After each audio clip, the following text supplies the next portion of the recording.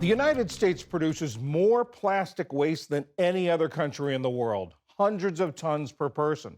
About 90% of it ends up in landfills, is burned, or shipped overseas. Last year, more than 35,000 tons of it was shipped to Malaysia. Malaysia received more discarded plastic from rich nations than any other developing country. But last month, Malaysian leaders effectively banned future shipments. Anya Brandon is Director of Plastics Policy for the Ocean Conservancy. Anya, why are these rich nations like the United States shipping plastic waste to countries like Malaysia? Yeah, it's a great question. Honestly, there's two big factors. One, we are simply making too much waste here at home to handle ourselves. You already said we're the number one generator of plastic waste worldwide. The average American generates something like 200 pounds of plastic waste each and every year. And the second big reason is it is just cheaper to send it overseas than try to deal with it here ourselves. This sort of has led to our out of sight, out of mind approach, which is becoming painfully clear now that these other countries are no longer accepting our waste. And what were these countries, or what are these countries doing with all of this?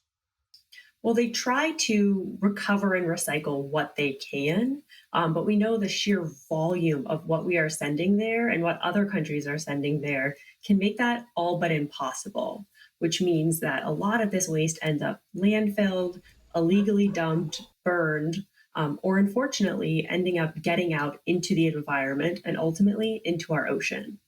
And is that essentially why Malaysia is saying no more? Exactly. Malaysia is joining a whole host of other countries that really started with China a few years ago, standing up to the United States and other countries and saying, no more. We do not want to keep being your dumping ground and accepting your waste and really holding the United States accountable for our own pollution. Some people say that this is a problem of what to do with the waste, but isn't the real problem generating the waste? It's both, right? We absolutely need to make less waste, which really starts with making less plastics in the first place.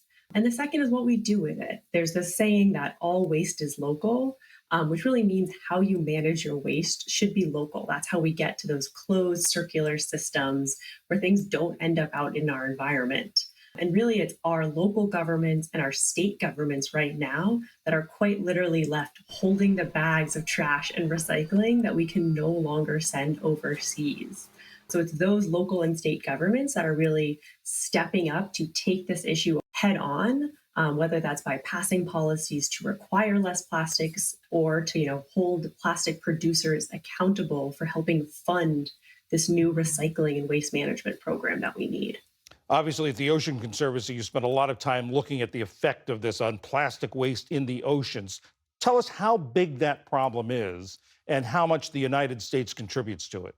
Yeah, I mean, I think we all know that plastics in the ocean are a big problem, but it's hard to just wrap our minds around truly how big of an issue this is.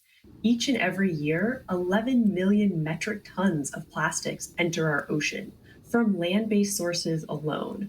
That's over a garbage truck's worth of plastic entering our ocean every single minute. That's plastic that ends up in our ocean, smothering corals, entangling birds, and being ingested by whales. There's really no place in our ocean that has been left untouched by plastic pollution. And that's not only bad news for the ocean, that's bad news for us. We rely on a healthy ocean. We're dependent on it. Our ocean is responsible for every other breath we take, seafood we eat, places we go and play and enjoy. If our ocean is struggling, we are going to struggle too. Anya Brand of the Ocean Conservancy, thank you very much. Thank you.